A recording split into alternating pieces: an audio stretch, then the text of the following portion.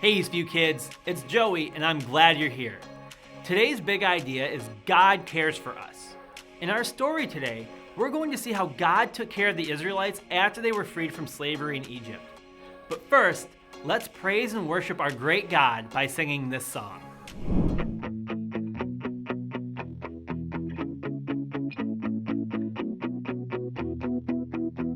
My God is strong, He'll do anything big or small. Nothing is impossible for a super wonderful God. Every day I can know God is always there for me and my family. Every day I can know greater is the one who lives inside me.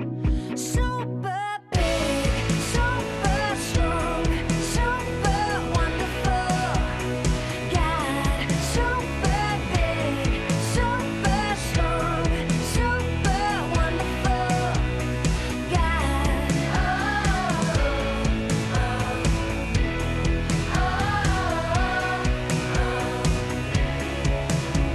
Our God is strong. He'll do anything big or small. Nothing is impossible for a super wonderful God. Every day I can know God is always there for me and my family. Yeah, every day I can know greater is the one who lives inside me. Super big, super strong, super wonderful God. Super big, super strong, super wonderful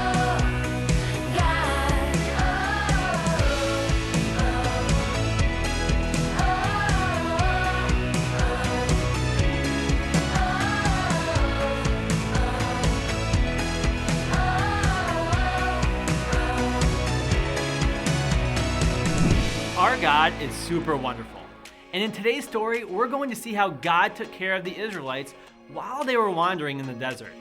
I hope you're ready for this awesome true story from the book of Exodus. Take a look.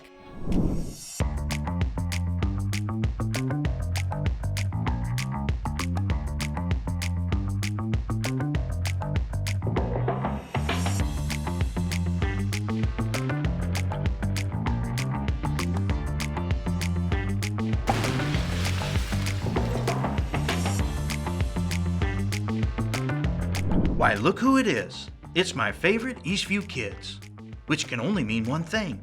It's time for some more experimental science, where we are using our brain power and science experiments to understand God's Word, the Bible. Let's get started with today's story. Let's do a quick review.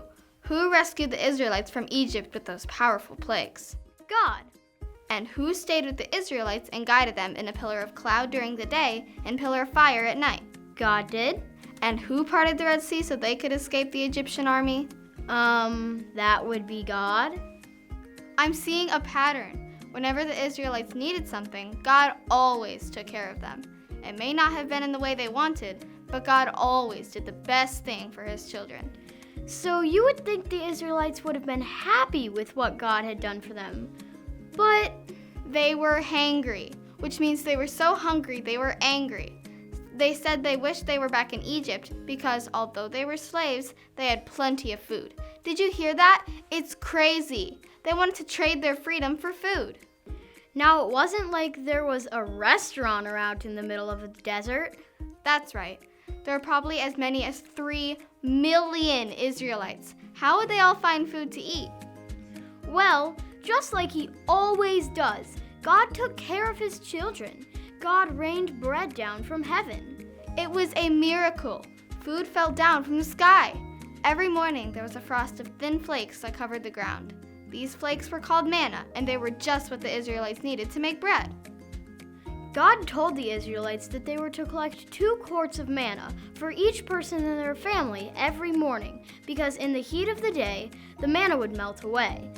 Oh, and there was an extra special rule. They were not to save any of it for the next day. Wouldn't you know it, some of the Israelites disobeyed and tried to save the manna. When will they learn to just obey? In the morning, the manna that was saved began to stink, and it was full of nasty bugs called maggots. God also told the Israelites to collect twice as much on the day before the Sabbath, because no manna would come from the sky on the Sabbath. You would think the Israelite nation would be happy because they had bread to eat, right? Wrong. The people began to complain because they wanted meat to eat. Seriously? So God sent them quail. In fact, there was so much quail that at least 20 miles in every direction, the quail were heaped on each other a yard high. Now, if you don't know, a yard equals 3 feet, so the piles of birds were 3 feet high. Now, to help us understand what 20 miles in every direction might look like, check out this map. We are here in Bloomington Normal, Illinois. There would be quail past Lexington, past Leroy, past Funk's Grove, close to Goodfield, and past El Paso. That, my friends, is a lot of quail. God took care of the Israelites by providing manna, which tasted like wafers with honey, and by providing plenty of meat from the quail. So let's review everything God did for the Israelites. God rescued them from Pharaoh, guided them through the desert, saved them again by parting the Red Sea, and now he made sure that they had plenty to eat. God always takes care of his children.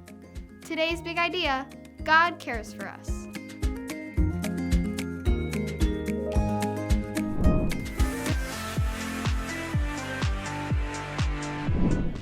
Let's fill up the beaker by answering questions from today's story. The Israelites wished they were back in Egypt because they wanted food or clothes. The Israelites wanted food.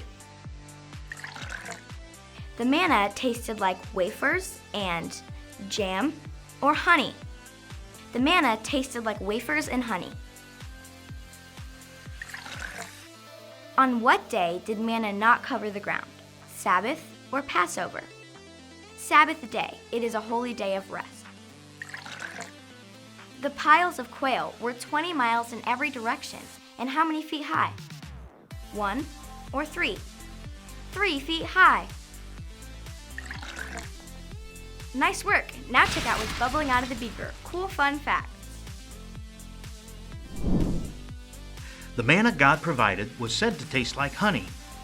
Do you know that a single honeybee will visit 50 to 100 flowers on a single trip out of its beehive? To make 1 pound of honey, the bees in the colony must visit 2 million flowers. That's a lot of work. Maybe that's why we use the expression, busy as a bee. I have a question. If God cares for us, why do bad things happen? I'm Pastor Amy, and I'm here to answer all of your experimental questions. Good question. God does love us and cares for us, and gives us everything we need, just like he did for the Israelites. But the problem is, we live in a broken world. When Adam and Eve disobeyed God in the Garden of Eden, sin entered the world and messed everything up. But we can be thankful that God made a way for us to be friends with him and be with him in heaven. So even when bad things happen, we know God is with us and he will take care of us.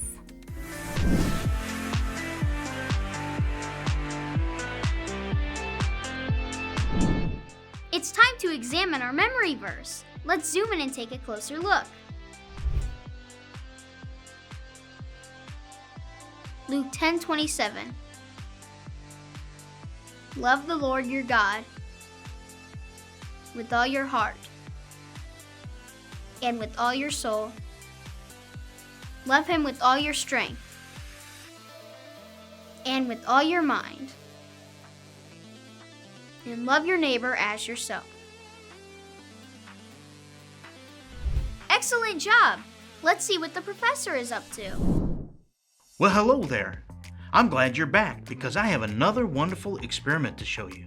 Today's story showed us how much God cared for the Israelites. He takes care of us too. Every single day, his love and care for us just keeps pouring out. Let me show you. Today we're going to use 2 tablespoons of water, half a cup of hydrogen peroxide, an empty water bottle, a funnel, a teaspoon of dry yeast, some dish soap, and food coloring. Now, mix the water and yeast together and set it aside. Now pour the hydrogen peroxide into the water bottle. Add a squirt of dish soap to it. Then add some food coloring down the insides of the water bottle. Place the funnel into the water bottle and add the yeast-water mixture.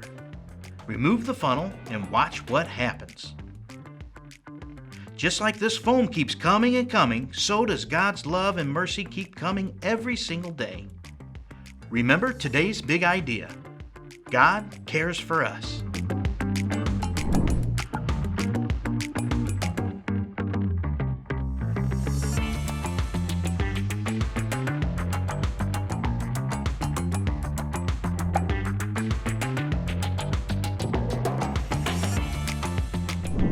Pretty cool story, right?